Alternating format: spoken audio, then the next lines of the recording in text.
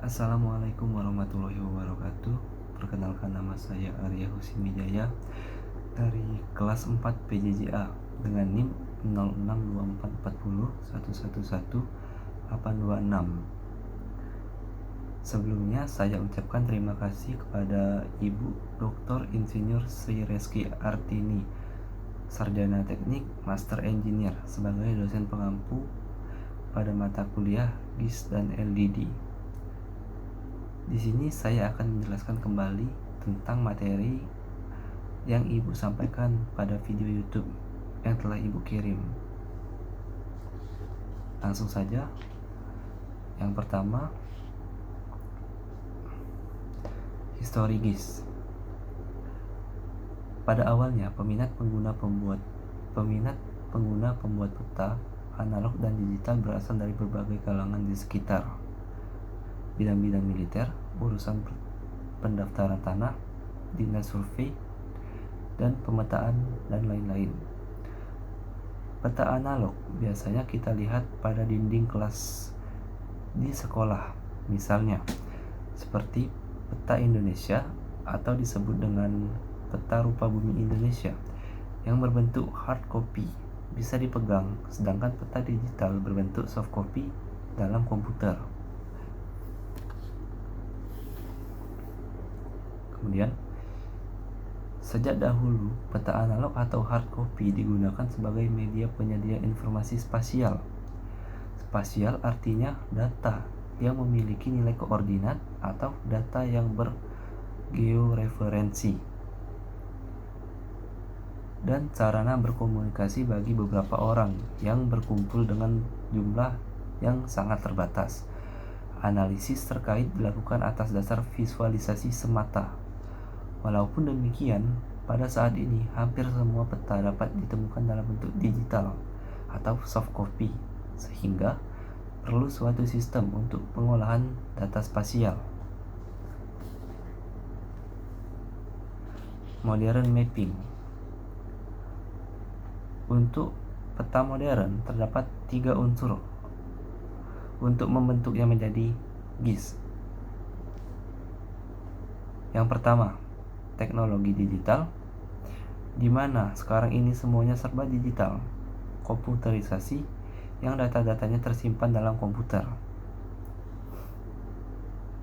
Teknologi digital memanfaatkan sumber daya manusia dan teknologi mesin. Yang kedua adalah positioning, yaitu pemanfaatan dari satelit posisi atau GPS. Yang ketiga adalah remote sensing, ialah sistem penginderaan jauh, di mana jika kita membuat peta tidak perlu lagi datang ke lokasinya, karena kita bisa membeli citra satelit dan mengolahnya menjadi Geographic Information System.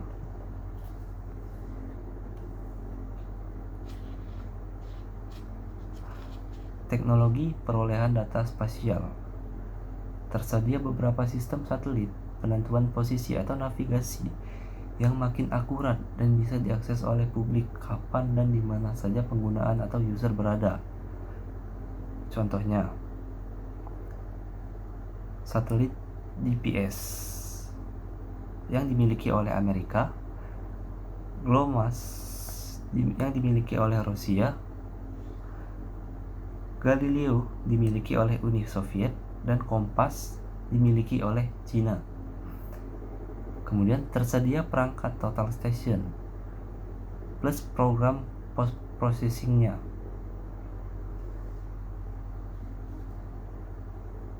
Dengan cara mengukur di lapangan dengan menginjak tanah dalam pembuatan peta yang mengukur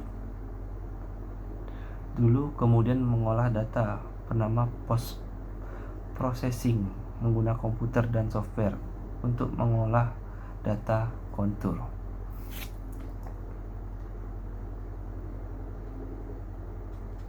Kemudian tersedia perangkat digital echo sounder atau single multi beam plus program post processingnya, sehingga terintegrasi dengan perangkat receiver GPS dapat menghasilkan data ukuran perairan dangkal 3 dimensi berskala besar dengan relatif cepat dan format digital.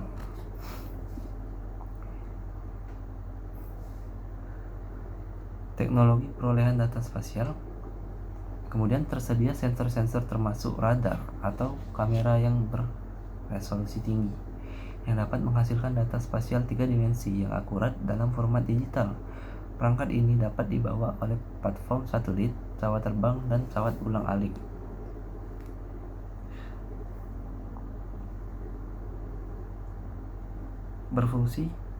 Radar berfungsi untuk memantau pesawat terbang, untuk mengetahui posisi pesawat dari take off hingga landing. Kemudian tersedia beberapa institusi resmi yang menyediakan data spasial berupa citra satelit, foto udara, dan DEM secara cepat, mudah, dan murah dalam format digital. Contohnya Google Earth, Google Map, Google Ocean, dan lain-lain.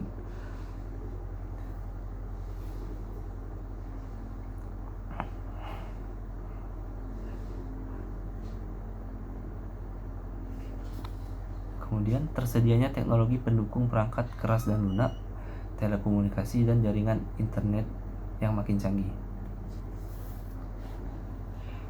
Ini adalah gambar ilustrasi echo sounder yang terpasang pada kapal untuk mengscan wilayah dasar laut, contohnya untuk kilang minyak, dermaga yang kemudian dibuat petanya dan dibangun oleh ahli teknik sipil.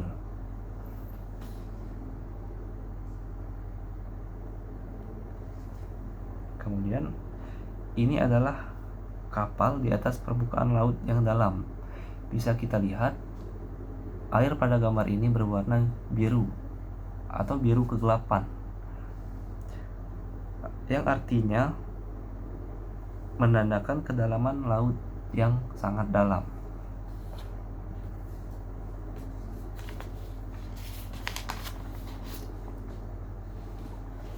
LiDAR, Light Detection and Ranging, adalah suatu pesawat terbang yang dipasang platform dengan 3 komponen, yaitu yang pertama GPS atau Global Positioning System yang berfungsi untuk mengetahui di mana posisi pesawat tersebut. Kemudian IMU atau Inertial Measurement Unit yang berguna untuk menstabilkan posisi titik agar koordinat yang diambil stabil. Kemudian laser scanner yang ketiga berguna untuk mengscan bumi yang ingin dipetakan. Dipasang GPS base station sebagai titik acuan.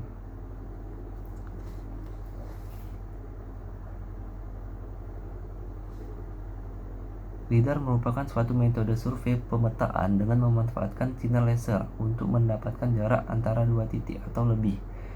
Jika digunakan pada wahana terbang seperti pesawat terbang atau helikopter, LiDAR mempunyai beberapa kemampuan seperti dapat menghasilkan resolusi DEM atau Digital Elevation Model yang tinggi, kemudian mencakup wilayah yang luas dalam waktu yang lebih singkat, kemudian dapat menghasilkan pemodelan secara 3 dimensi, dan yang terakhir dapat diintegrasikan dengan data lain untuk aplikasi tertentu.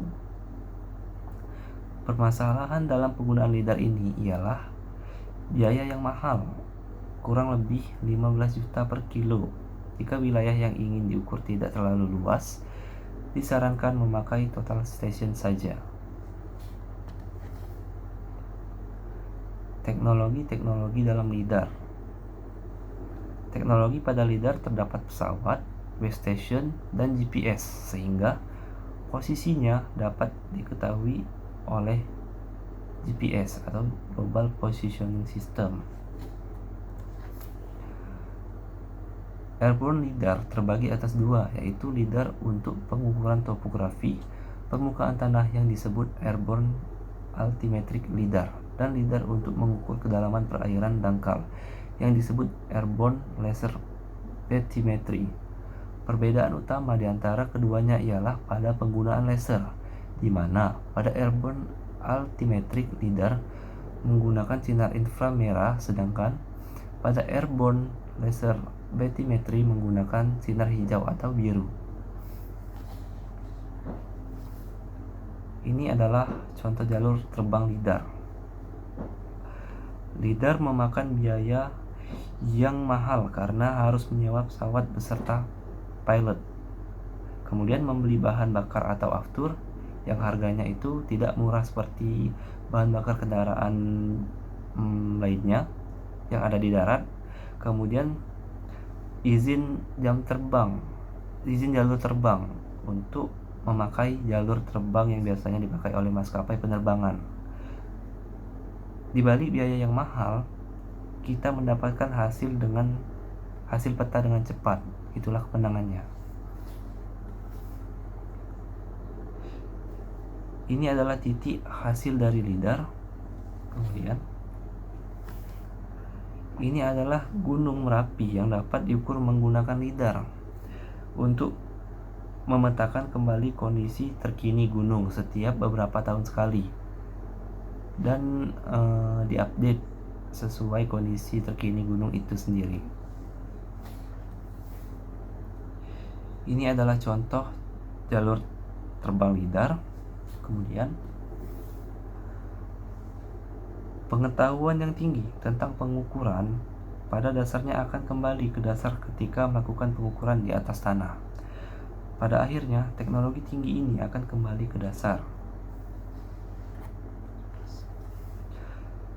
Di sini terdapat 4 satelit, yaitu satelit GPS, GLONASS, Galileo, dan Kompas. Ini adalah gambar contoh pergerakan satelit di bumi. Fotogrametri jarak dekat.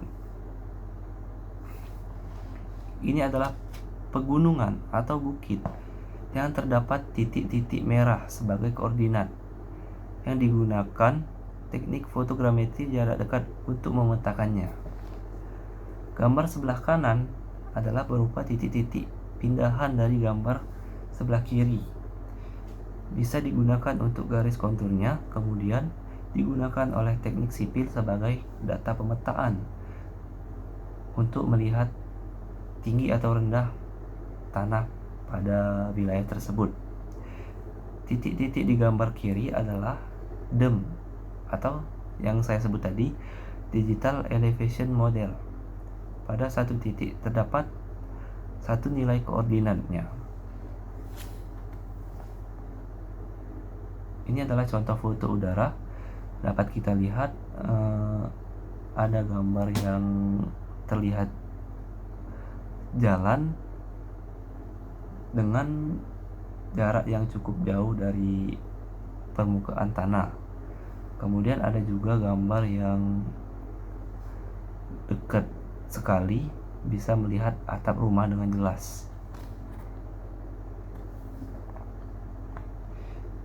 Ini adalah satelit luar angkasa, yaitu citra satelit yang mengcapture bumi dengan operator yang tetap berada di bumi. Artinya satelit ini dikendalikan oleh orang yang berada di bumi, tidak pada tempat satelit itu berada. Peta topografi planet Mars. Citra satelit pertama dengan resolusi yang tinggi terdapat pada foto di sebelah kiri atas. Kemudian gambar yang kedua di sebelah kanan atas menunjukkan ketinggian dengan menggunakan warna sebagai penanda tingginya, dengan warna merah yang berarti itu adalah dataran yang tinggi. Kemudian warna kuning dengan dataran yang di bawah warna merah tadi atau tidak terlalu tinggi dan tidak terlalu rendah. Yang warna hijau itu adalah dataran biasa. Kemudian yang warna biru adalah dataran rendah atau lembah.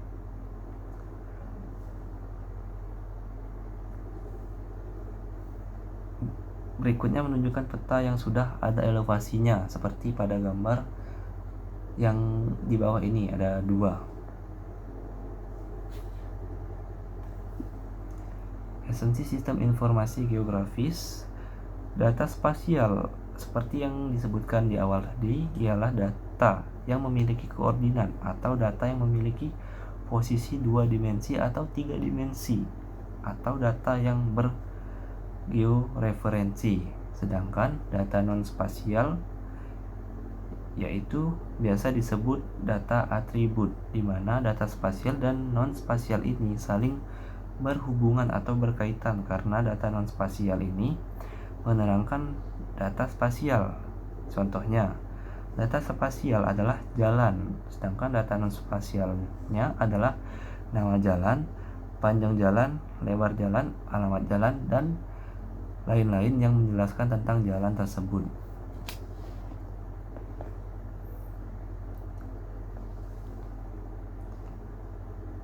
Sekian penjelasan materi pada kali ini. Saya ucapkan maaf jika banyak kesalahan, dan sekali lagi saya ucapkan terima kasih kepada dosen kampus kami, yaitu Ibu Dr. Insinyur Sri Reski Artini, Sarjana Teknik Master Engineer. Wabillahi taufiq wal hidayah. Wassalamualaikum warahmatullahi wabarakatuh.